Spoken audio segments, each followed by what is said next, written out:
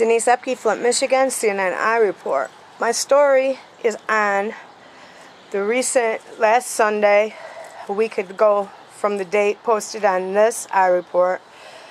A little 3-year-old girl, first name Brooklyn, was attacked by a pit bull in her backyard at her birthday party. And the whole neighborhood came in defense, and some were hurt more severely than others. And 2 local boys are quite the little heroes, as you'll see in my story. But here's injuries obtained from the bite.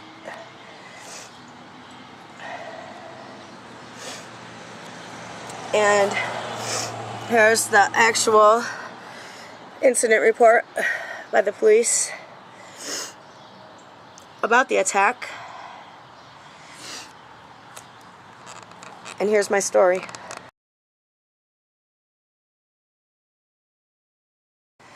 This is Denise Epke, CNN Report. I'm here with Christine Keaton, who a week ago Sunday was involved in a pit bull attack that attacked some children in the backyard. Can you tell me a little bit about what happened?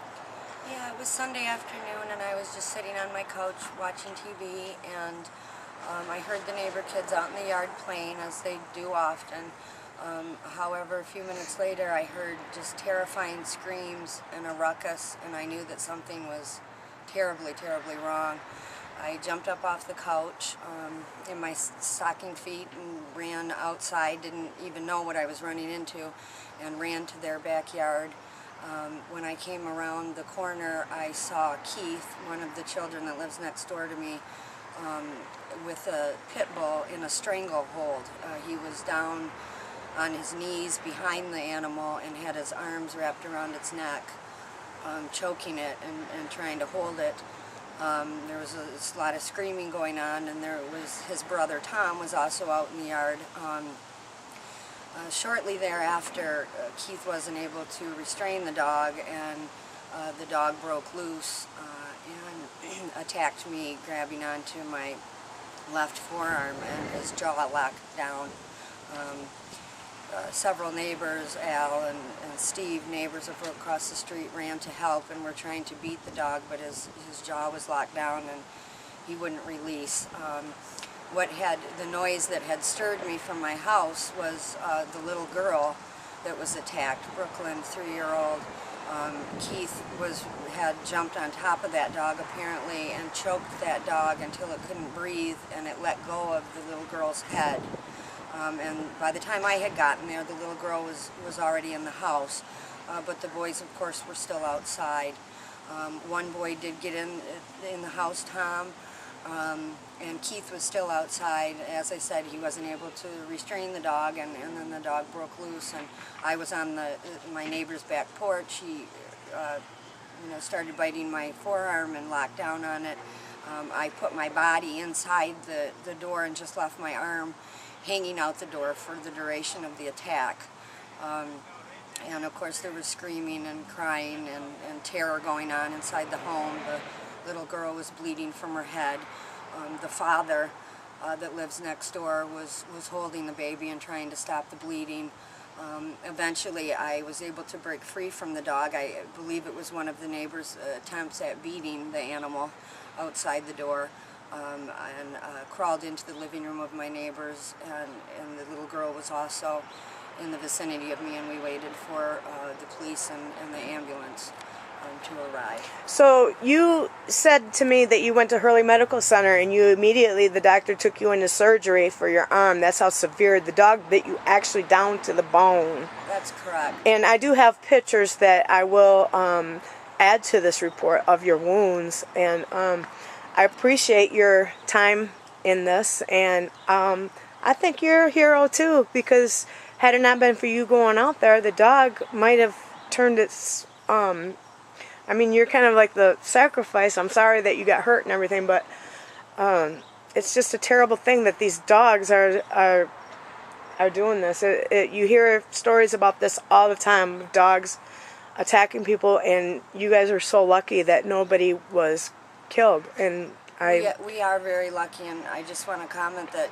if Keith and Tom hadn't done what they did for that little girl, there's no doubt in my mind that she would be dead. Because if that dog did to her neck what he did to my arm, there's no way a 3-year-old could have lived through it. So they really did save Brooklyn's life, and I'm just happy that we're all right.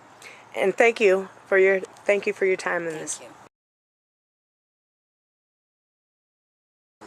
I'm here with Al Salsini. and Tracy Meredith.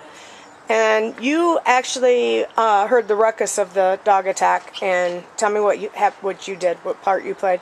I come across the street. I could hear Kelly calling my name and screaming help, help. And I went over there, and the dog had latched onto her arm. It wouldn't let go. I was kicking it, beating it with a bat. It wouldn't let go. So its jaws were actually locked on her arm. Yes, it was. Okay, and you actually I took care of Kelly when she came into the house because she had an opening like that in her arm, and then her flesh was hanging out. And I just hurried up and wrapped it and held her arm up high and hugged her and kept her comforted and said everything's going to be okay. All right, I appreciate you guys' time. Thank you. Thank you. I am here with Keith Sampson and Thomas Corbett, who actually are local heroes in the Flint area. This is Keith right here, and this is Thomas. Can you tell me what happened?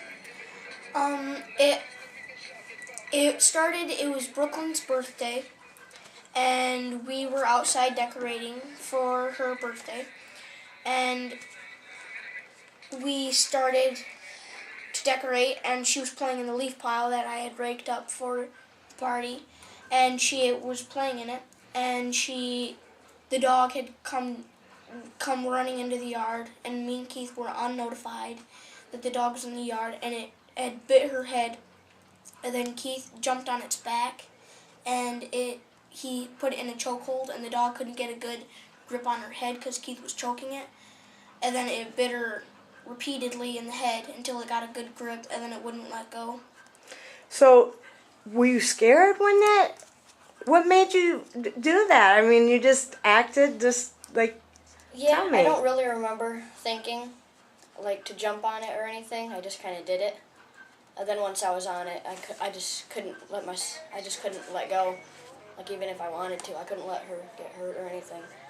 Really? And then you actually took the little girl into the house, right? Yes. I got it to her mother, who was standing out on the porch. But as Keith was choking the dog, I was hitting it with sticks, hoping that it would acknowledge and let go.